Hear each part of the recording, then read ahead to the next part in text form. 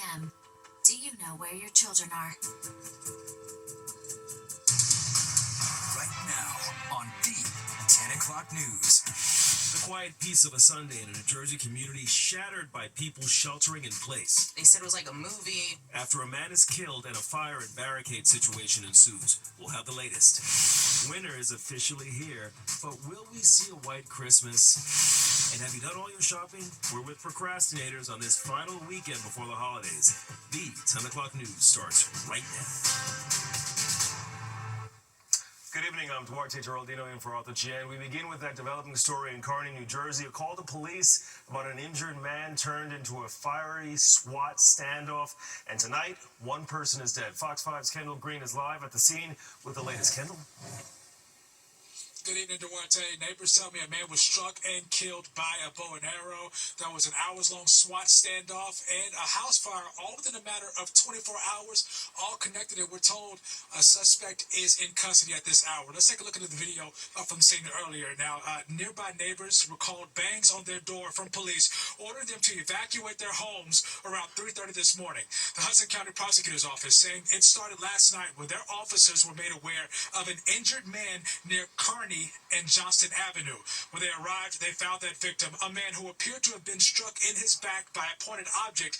Neighbors telling us that object was an arrow, and the victim died as a result. Officials say that he quickly identified a person of interest and reported that individual, and instead of surrendering, they say he barricaded himself inside of a nearby home. Hudson County's regional SWAT team responded to negotiate for hours into the morning, we're told. You could hear that man, I'm not going to say his name, but they were pleading with him through the intercom of the truck to please come out. He didn't. He stayed there for hours and hours. I'm going to say about 5-ish this morning, they tried to open the door with a battering ram, SWAT, and then that's when he set the house on fire. So when did the SWAT standoff begin? When did you remember? They got here sometime, I think before midnight, if I recall correctly. And then they were here until he was gone, until they removed him from the house. Now, according to that neighbor who's lived in the block for more than 40 years, he's never seen the person behind the act before, sharing he has reasons to believe he's not a resident. Now, after the fire was put out early this morning, they confirmed that person of interest exited the home armed with knives before he was finally taken into custody. Neighbors sharing the shock of it all. A little nervous and shocked because truthfully nothing happens around here. When I came to the corner, police told me that someone got shot. I thought it was with a gun, but I later found out it was with an arrow. I'm a little sad for the person who died. It's very odd because this kind of thing never happens. It's calm around here.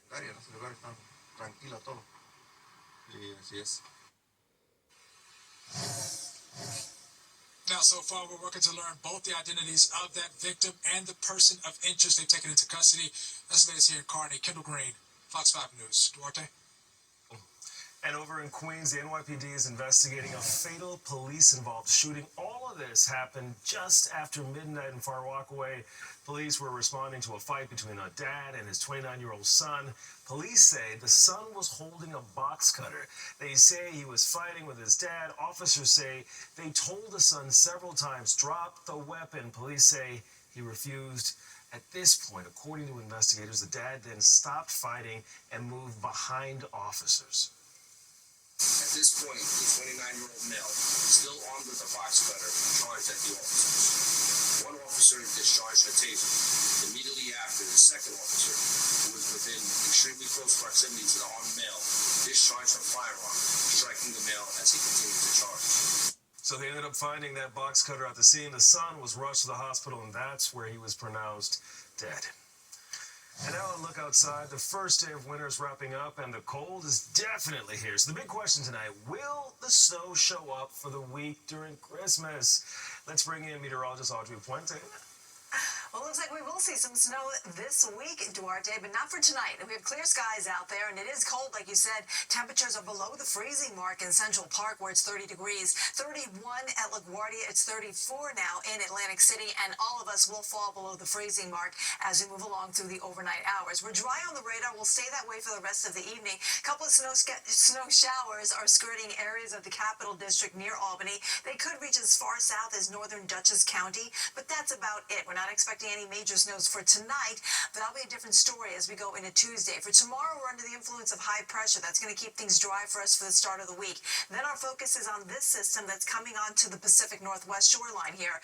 This is the one that will work its way across the nation and will bring us a threat of snow and rain as we go into Tuesday. But before that happens, again, we're expecting dry weather for tonight, and that's how we'll start out our day for Monday, too. We're expecting lows to drop below the freezing mark. It'll be a cold start to the day, but we'll have plenty of sunshine for your Monday. The clouds will be on the increase tomorrow night. The snow arrives tomorrow evening, and a couple of us could have some accumulation. I'll let you know where and when coming up. Duarte? Thanks, Audrey.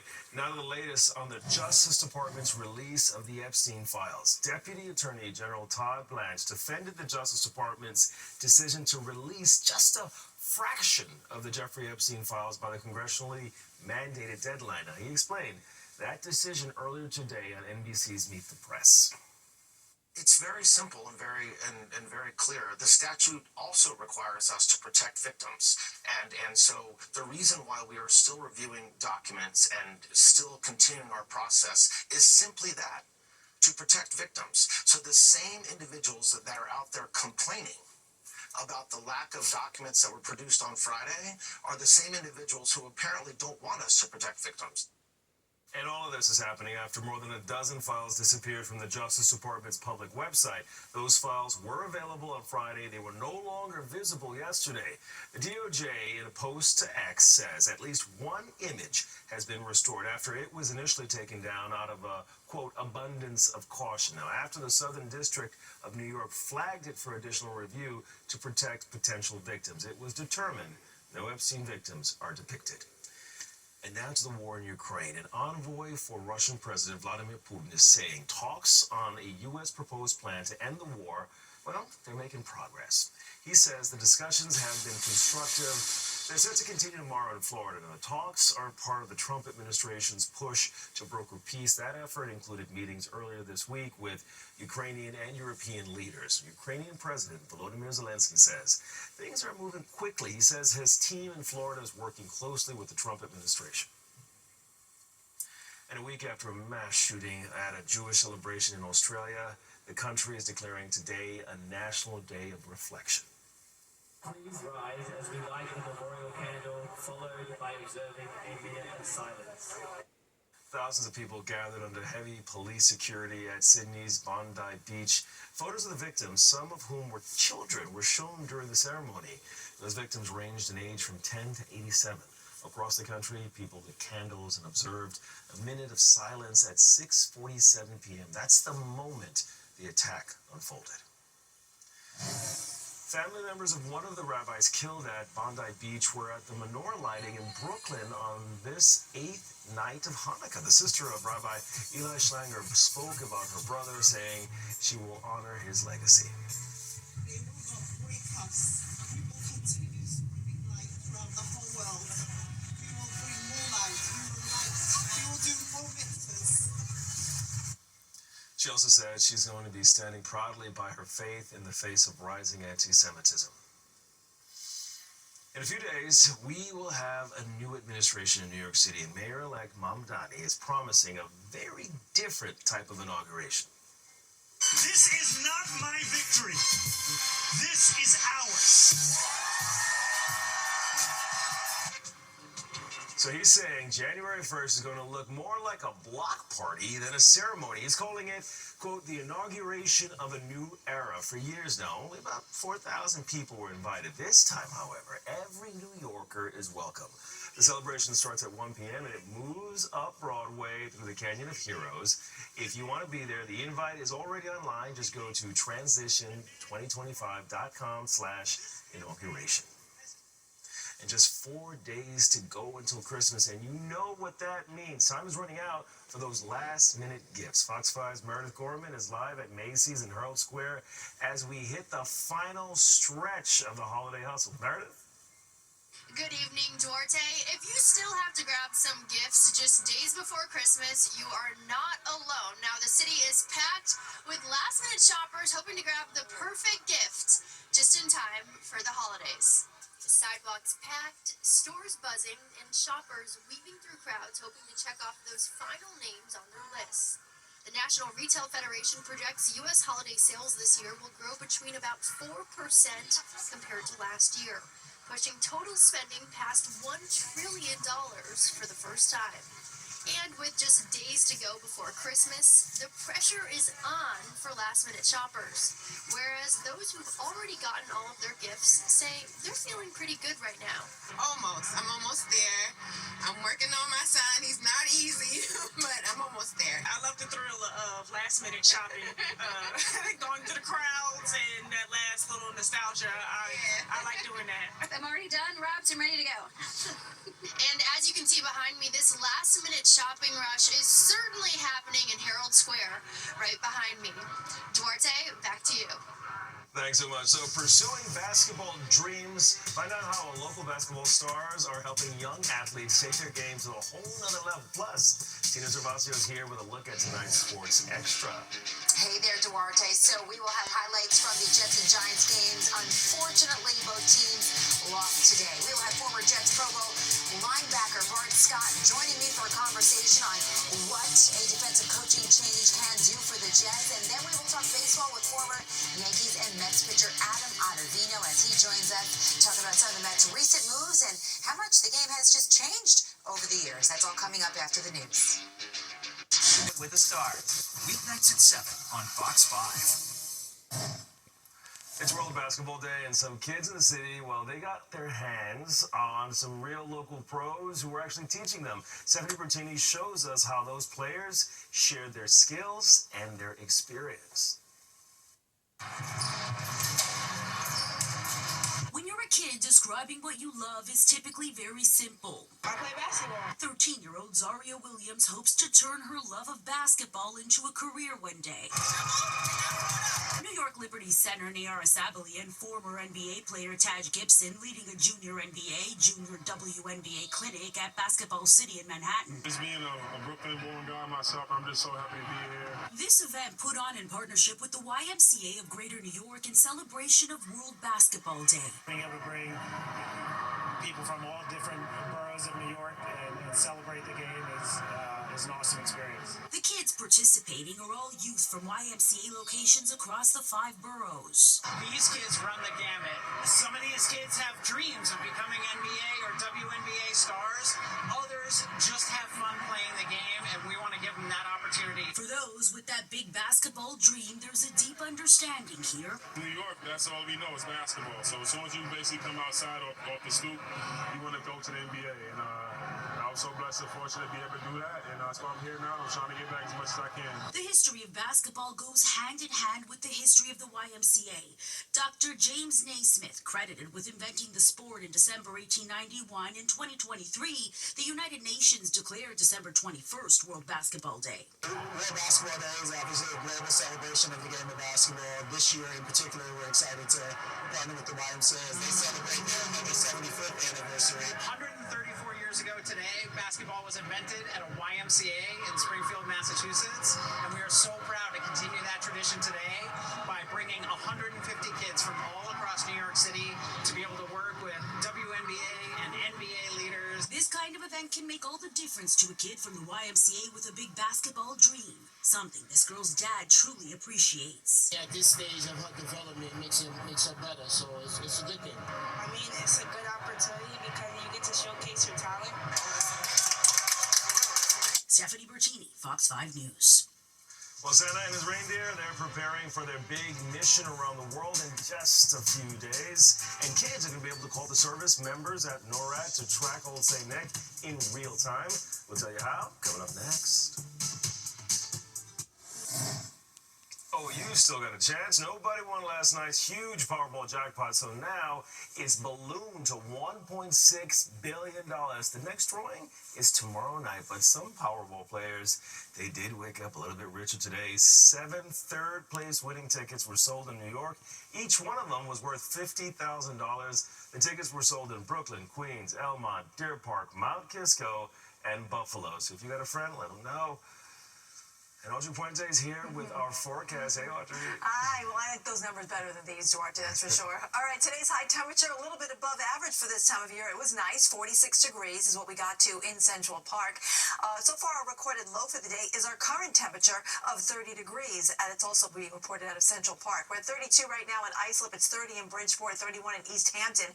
20s now being found north of the city, like in White Plains, Poughkeepsie, and up towards Monticello. Everyone will be below the freezing mark for the low temperatures by tomorrow morning, and the current readings are running colder than they were at this time yesterday. Now, our winds, however, attention totally tonight. We are seeing them sustained between, let's say, 10 to 20 miles per hour on average. The gusts are even higher, though. We're gusting to 25 in Islip, 24 out at Newark Liberty Airport, 19 mile per hour gusts being found in Bridgeport, 24 up towards Monticello. So when we factor in those winds with the current temperatures, we get wind chills like these, feeling like the teens in White Plains and Poughkeepsie. It's 9 degrees is what it feels like in Monticello right now. We have a wind chill of 20 degrees currently in Central Park.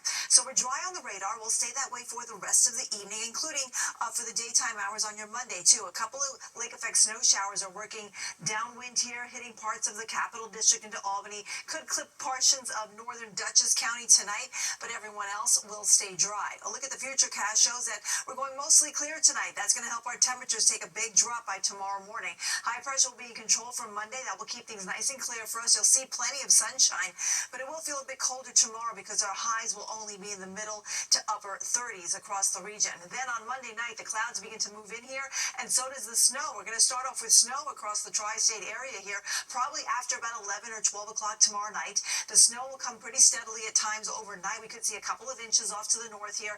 I think we'll see a change over to rain by the morning hours into the city, across Long Island, and most of New Jersey, too. But we're going to stay snow here up to the north here, and that's why we'll see some accumulation in parts of the Hudson Valley as we go into Tuesday, probably around midday. Everything kind of winds down as we go towards the afternoon. The clouds remain, though, and then we'll clear those out in time for the middle part of the week. And so far, our Christmas holiday looks to be relatively quiet. Now, again, taking a look at the snowfall amounts, it looks like we'll see the higher amounts off to the north here. We could get more than an inch across parts of the Hudson Valley. It'll be a lot less across the north shore of Long Island and maybe into parts of New Jersey, too. Tonight, we're dropping below the freezing mark, 20s and teens for our overnight lows, and then tomorrow's highs only in the middle to upper 30s, which is below normal for this time of year. Then the snow and rain comes in on the morning hours for Tuesday. We'll have a high of 41 by the afternoon, and then as we go into Christmas Eve will be dry with a high of 45. Christmas Day, there's a chance of an isolated shower, but we'll have more measurable rainfall coming in for Friday as temperatures rise into the low 50s by then. Duarte? Thank you so much, Audrey. So it is shiny and new. The newest New Year's Eve ball is set to be put in place for its big drop. Details and a look ahead coming up next.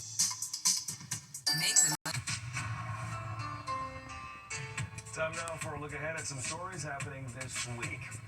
Tomorrow morning on Good Day New York, Cardinal Timothy Dolan will join us live. He'll be talking about his upcoming retirement, the transition to the next Archbishop of New York, and his Christmas message for 2025.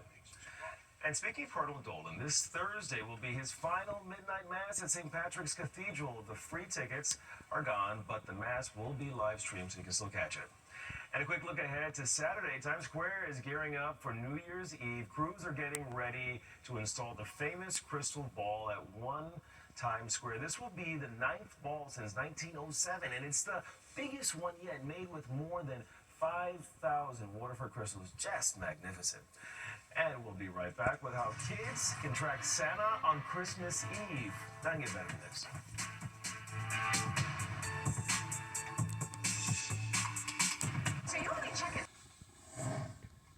So this Christmas Eve, more than 1,000 volunteers are taking calls from kids asking one big question: where's Santa? NORAD is marking 70 years of its Santa Tracker hotline. It's the number kids and adults are going to be calling to follow Santa's trip around the world. And it's all started by accident back in 1955. Young child accidentally dialed the predecessor of NORAD, which is the Continental Air Defense Command, and the colonel who answered the phone heard a child asking him, "Where's Santa Claus?" And the colonel realized, well, we track everything over North America, and so we absolutely can see where Santa Claus is. And you can still call 1-877-HI-NORAD to find Santa, but this year, kids can also call through NORAD's website, which makes it easier for families outside of North America. And that's it for the 10 o'clock news on this Sunday. Thank you for joining us, but don't go away because Sports Extra with Tina Cervasio starts right now.